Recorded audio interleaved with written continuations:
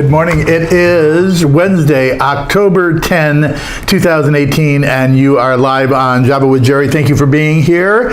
So I had a show all written and prepared for you this morning, and we've had to completely change it up. Nonetheless, we come to you as always from the penthouse suite of Stadium Towers here in the Platinum Triangle in Anaheim, and we're happy that you came and joined us. And if you are watching this later on orangeslice.com or listening to it on Podbean, we're glad about that too, and you can find out how to do all of that at orangeslice.com, where you can watch all the previous shows and or sign up to hear it as a podcast so you can catch it in the gym and don't have to watch it live. But we're glad for those of you that are watching it live that you're here. So I had a state legislator who shall go nameless on her way to come to the show today, and then there was a death in the family, and unfortunately she had to cancel, and we send our condolences out, and we will reschedule. But I have written a show anyway this morning that I think is sort of thematic and tells you a little bit about where we are as a nation and certainly as a county for those of us here in Orange County, and it's all about storms. So we'll talk a lot about the storms that face us today. Let's start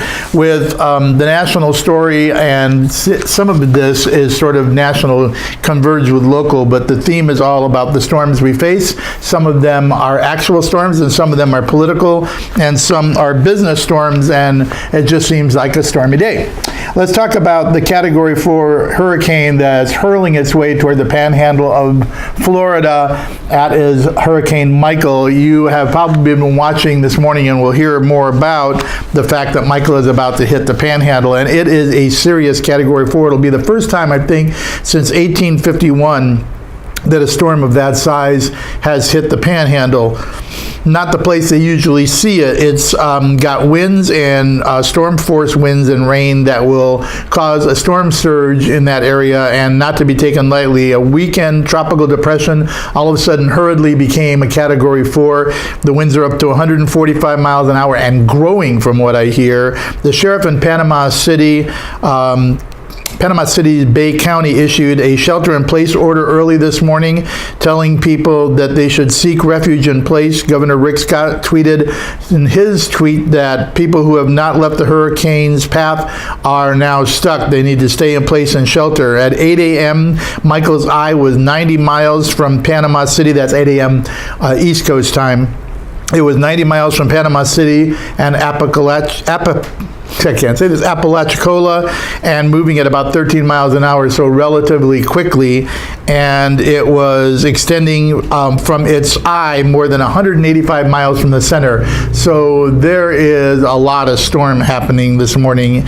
The hurricane will remain a hurricane all the way through the time that it goes through Georgia. It will unleash its fury in the Georgia and the Carolinas through Thursday and into Friday, and remain a hurricane that entire time. So wow, a lot happening out there in Florida. And the folks who have not left, and that's a lot of them, are going to be in real serious issues with this storm.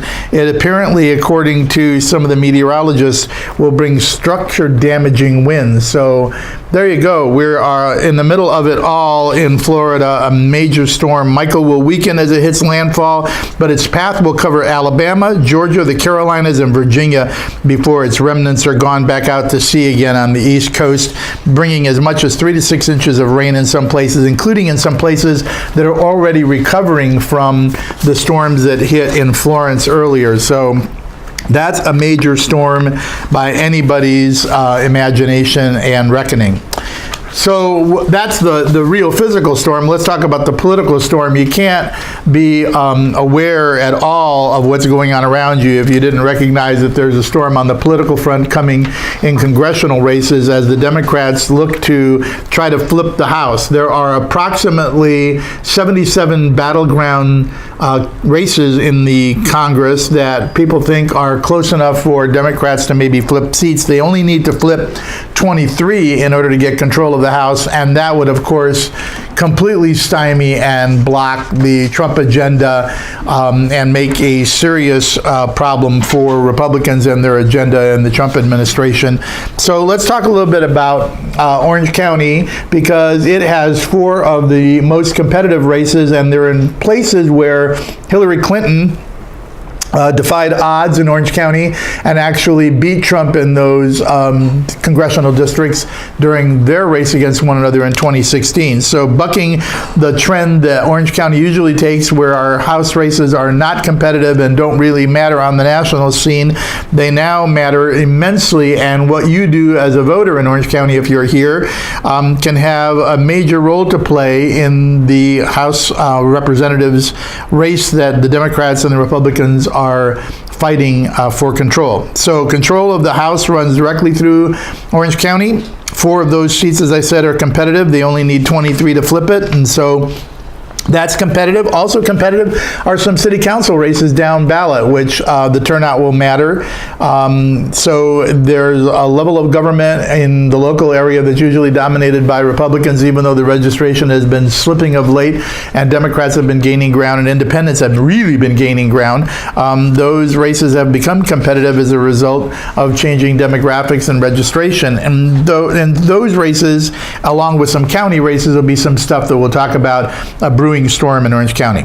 Let's talk about the congressional races. In the Inland County's 45th district race, where 2-term incumbent Mimi Walters is being challenged by a Democrat UCI law professor named Katie Porter, the contrast couldn't be more stark. Walters is running on the basis of her support for Donald Trump's tax cut, which she says immensely helped her constituents, and she's right, it did. Porter is saying that she's vowing to overturn that tax plan, that it really advantages only the wealthy. I'm not sure about that. And that it disproportionately helps some people while hurting some California taxpayers. Well, it may hurt some California taxpayers based on the fact that California has a higher tax rate than everybody else, and the rest of the country is not going to subsidize it anymore under the new tax plan that Trump passed. But there's also stark contrasts on health care. Mimi Walters voted to overturn Obamacare, and Katie Porter wants Medicare for all. So that's a battleground race. It's really close, and you got to keep an eye on that one. In the 48th, which covers much of coastal Orange County, Dana Rohrabacher is being challenged by Democrat Harley Ruda. Dana Rohrabacher is a 30-year incumbent. He is a person who has been living in a solidly Republican district for a long time, and he's fighting to defend his turf, espousing his hardline views on immigration and other stances and tactics that resemble those of Donald Trump, and Harley Ruda says he's out of touch. Rohrabacher has been talking about things that matter to his local constituents, like sober living homes, and there's a real issue in Huntington Beach and other coastal towns that Rohrabacher represents. Meantime, Harley Ruda is arguing that Rohrabacher has been largely ineffective. He's touting his advocacy for green energy jobs and a new economy. And he's saying that he supports Medicare for all as well. Again, a theme that resembles the theme that Katie Porter is saying south of him in southern Orange County and central Orange County. Harley Ruda is saying we should have Medicare for all. 2 other battleground seats in Orange County which are being hotly contested are California's 39th and 49th congressional districts. The 39th is one where Ed Royce from Fullerton had the seat for many, many years, and the 49th is one where Darrell Issa of Vista has retired. Both he and Ed Royce have retired, leaving those seats open. In the 39th, probably the most ethnically diverse of any of the congressional seats in California, I would think. There are Latinos and Asians who control maybe 2/3 of the population in those districts, and the campaign ads can easily run in Chinese, Spanish, and English in those districts. You've got Navy veteran Gil Cisneros, who's almost a self-funding millionaire. He won the lottery, and Gil's throwing a lot of his own money in the race. He's a Democrat running against GOP former Assemblywoman Kim Young, who is a longtime Royce aide and worked on his staff when she wasn't in the legislature. She's highlighting her ties to Royce and asking locals to support her as a pro-business candidate. Meanwhile, Cisneros has been able to saddle her with the GOP's anti-immigration proposals while he continues to advocate for, guess what, universal health care, which seems to be a theme among the Democrats running in Orange County. The district straddles parts of Orange, Los Angeles, and San Bernardino counties, and it's a race that's hotly contested. In the 49th, which spans Orange County and San Diego counties, the southerly most congressional district in Orange County, it narrowly gave Issa a victory, his narrowest House victory in his race in 2016 that he had experienced. It's projected that seat could flip. It's probably the one that's most close to a equal race, if there was one. Republican Board of Equalization member and chairman, former Assemblywoman Diane Harkey, is running against a San Juan Capistrano environmental lawyer named Mike Levin, who was a former party operative of the Democratic Party in Orange County and a resident of San Juan. As I said, he was touting his clean energy background and, of course, supporting single-payer health care. And, of course, she's running as a fiscal conservative. She's always been. So those 4 hotly contested congressional races are driving a lot of traffic to the polls, and that's going to have implications in some other races countywide, down ticket, and in those cities that I was talking about.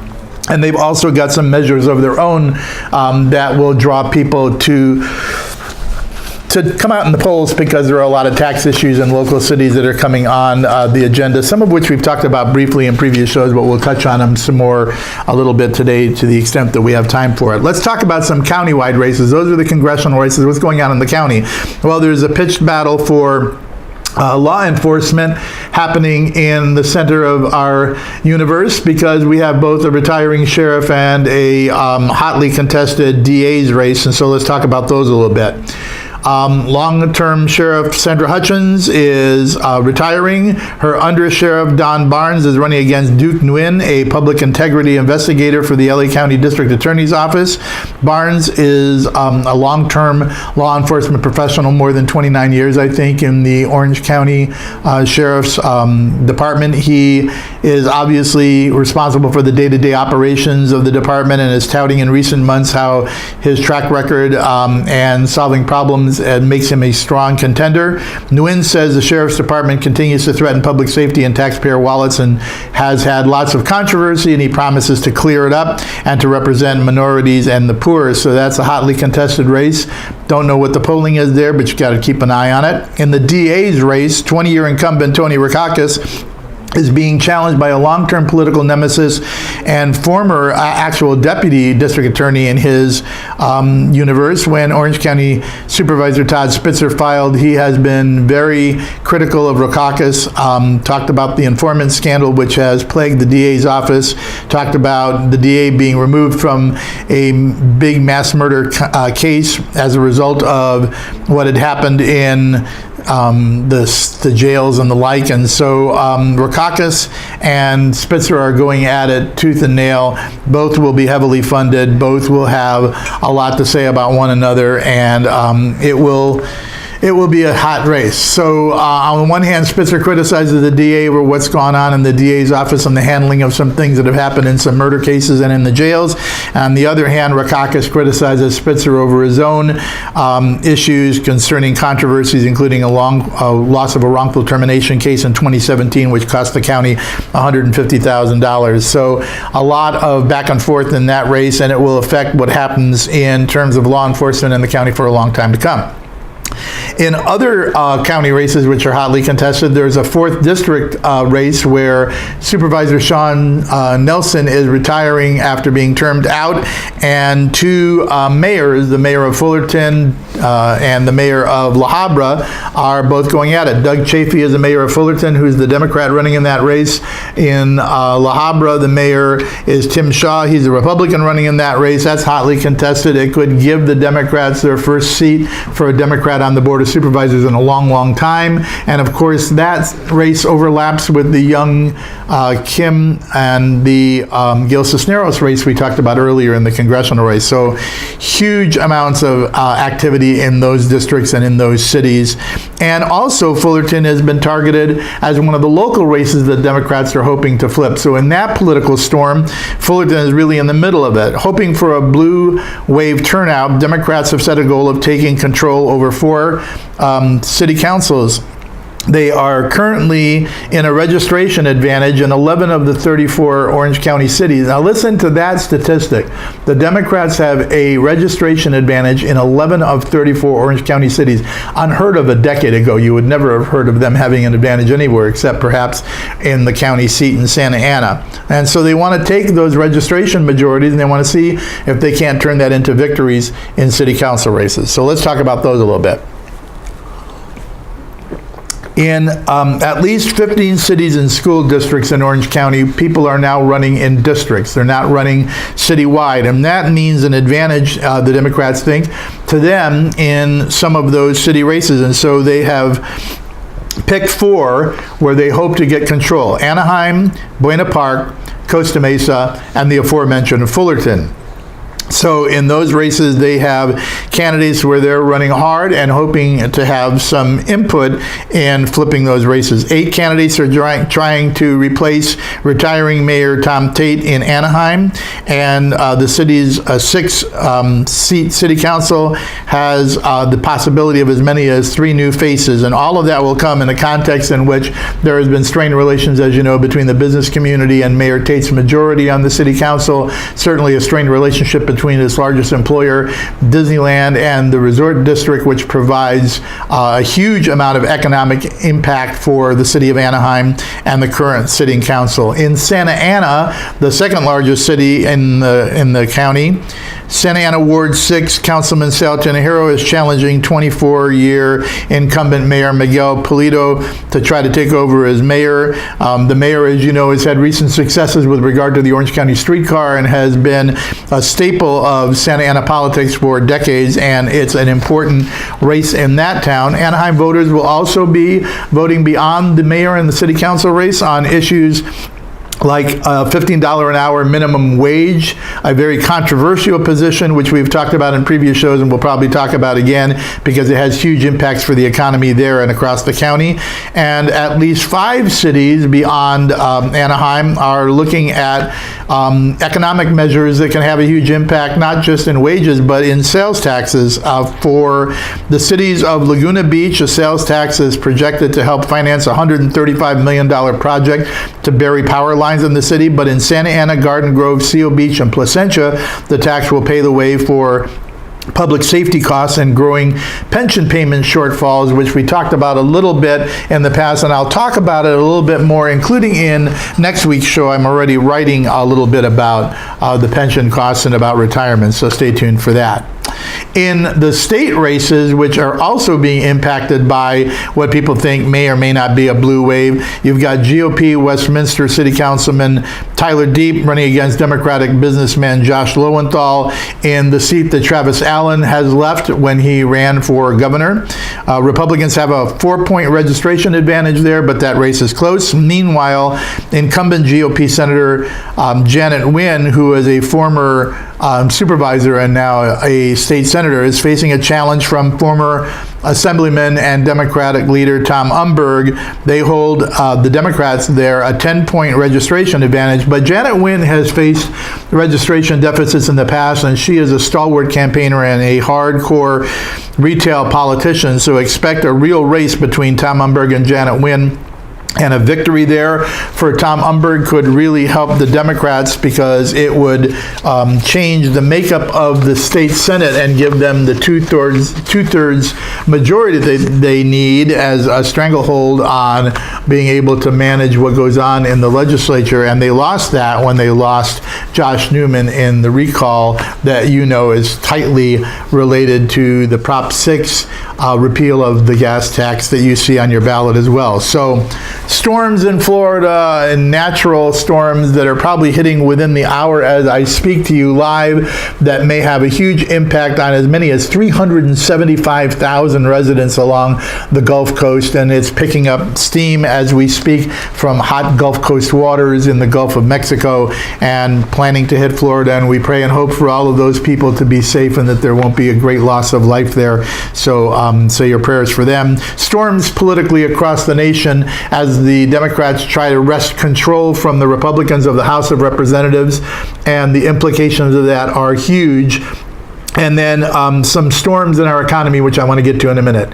Let's talk, though, about what the implication is of those storms. Everybody talks about an October surprise, and there are multiple October surprises that may be in store for our electorate as a result of these things. If you have a devastating impact along the Gulf Coast just weeks before an election, and people lose power, as they surely will, along a whole swath of the Deep South where Republicans could hang on to seats in battleground congressional races, that could be an October surprise that may not turn out well for those races. If you have a storm politically across the country where 23 House seats is all it takes to flip the Congress, the House, to the control of the Democrats, and you bring back Nancy Pelosi to replace our current Republican Speaker, that could have a huge impact on Donald Trump in the next 2 years and what he's able to accomplish, because you could have nothing but impeachment hearings and investigations, and the Democrats would replace all kinds of committee chairs where havoc could be wreaked on the Trump administration. And so it's important, as you watch the storm that we've just been watching in the race that we had for who is going to replace the justice that had left the Supreme Court, and we got Kavanaugh to replace. That storm is implicated by these storms. So it pays you to pay attention to what's going on in these races. It pays, if you're a voter and you're registered, to get out and vote regardless of where you are, because that's going to have impact on what happens over the next 2 years. Let's talk about another October surprise. Woke up this morning to find that the stock market was down nearly 400 points. What's going on there? All right. Investors are monitoring the bond yields, which implicate what happens with equity prices, and the bond has been rising as the Fed has been talking about clicking up interest rates. Both are a sign of a heated economy, right? Bond yields rise when the economy starts to heat up and businesses are doing better, but bond yield rising has implications on stocks, and so the stock market is dropping as a reflection of that. The president, of course, is not happy about the fact that the Fed is moving as fast as it is, concerned as it is about the heat up in the economy and the implications for inflation. And so this morning, the Dow Jones Industrial Average dropped nearly 400 points. That's a 1.4% drop. It's still around the 26,000 mark. Don't get me wrong, your 401k is still pretty healthy, but it had a bump today, and that bump comes at the same time that we're hearing news that Sears Holdings Company, that has been a struggling U.S. retailer for many, many years and has shuttered hundreds of stores, is thinking about shuttering, let me get this number right, an additional 150 stores this year. Now, Sears was a brick and mortar staple. When we were growing up as kids and through generations, Sears and Roebuck was a stalwart of retailers, and it is reflective of what's gone on with big boxes as people have shifted their consumption habits to being online rather than to going out and shopping. What's happened to Sears? So a fellow named Eddie Lampert has been laying his fortune on the line with Sears. He's been trying to bail it out. He has used his own money for years to keep it from collapsing as customers have defected and gone to online sales. The 125-year-old retailer that's based in Hoffman Estates, Illinois, has relied on his piecemeal deals to keep it together and infusions from his hedge funds to try to keep it afloat. And now they're threatening that maybe as early as this weekend they may file for Chapter 11 bankruptcy so that they can reorganize and keep themselves afloat some more. And that is emblematic of a storm in the economy that has been brewing for a long time, and it could be another October surprise. If the economy, which has been touted by Trump and by the Republicans, starts to falter or crater at all, and these Democrats in these congressional races use that as leverage for really tight races with stalwart Republicans, you could end up with a changing, shifting situation during these races. So lots of storms on our horizon. That's been the theme today. Certainly something for you to pay attention to. We pray for the people in Florida. We hope they're okay. We'll watch closely in these congressional and county races and in close races where the storm could have an impact in October. And we'll see what the fallout is on November 6th when we come out the other side of this election in an even-numbered year and where we are. All right. So that leaves us, I think, at the end of this thematic. Where are we, CC? Am I close enough? I am. To do a little bit of a tease for next week and tell you a little bit about our feature today. I didn't mention it at the beginning of the show, but our feature is You Can't Make This Stuff Up. And it really doesn't have a lot to do with the storm, but let me see if I can tie it together for you, and I'll tell you about it in a minute. All right, I saw this news article. Sorry, I've been talking so much I needed some more Java, that I thought was kind of interesting. The headline says, do illegal aliens cause global warming? Now I know, it's really hard to tie those two together, right? Wrong. A federal judge in San Diego on last Sunday denied a request by environmental groups who had sued, and environmental scientists are among them, believing that one of the causes of global warming is illegal immigration. Whitewater Draw Natural Resource Conservation District and multiple population stabilization groups from California, Arizona, Colorado, and New Mexico, as well as Florida, sued the Department of Homeland Security in 2016 in San Diego for failing to analyze the environmental impacts of immigration pursuant to the terms of its own National Environmental Protection Act, or NEPA as we call it. The argument by the immigration group was that a major cause of population growth is immigration in at least 7 categories. And let me see if I can name all these categories for you. The 7 immigration categories were employment-based immigration, family-based immigration, long-term immigrant visas, parole of immigrants, temporary protected status that was given to immigrants, refugee, asylum, and the Deferred Action for Childhood Act arrivals, or DACA. And those 7 categories, they said, hadn't been studied under NEPA enough by Department of Homeland Security, and so it was bringing in more people. And since the environmentalists argue that global warming is a product of having too many people, they want the feds to do something about immigration. So here's something you should bear in mind, and I've talked about this in previous episodes, and maybe we'll visit it sometime soon. California's population growth is certainly, its growth, no question, is certainly impacted by immigration. We have a lot of it. We're an attractive magnet for immigrants, and so it certainly has an impact. But the real growth in our population comes from the natural growth of Californians having families. Californians are growing their families, and as a result, you're going to have continued population growth that's natural. So unless you're going to neuter people, and we're not going to do that, you're going to have continued population growth. And if people are really the reason for global warming, and I'm not so convinced, but if they are, it's not just immigration. But there you go. The enviros are now telling everybody, stop this immigration because it's hurting Mother Earth.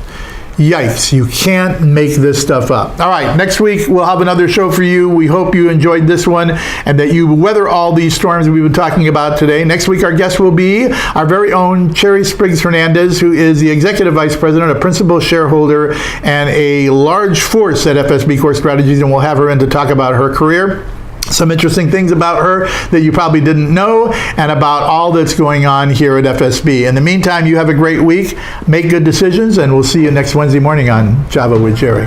Hopefully an unstormy morning.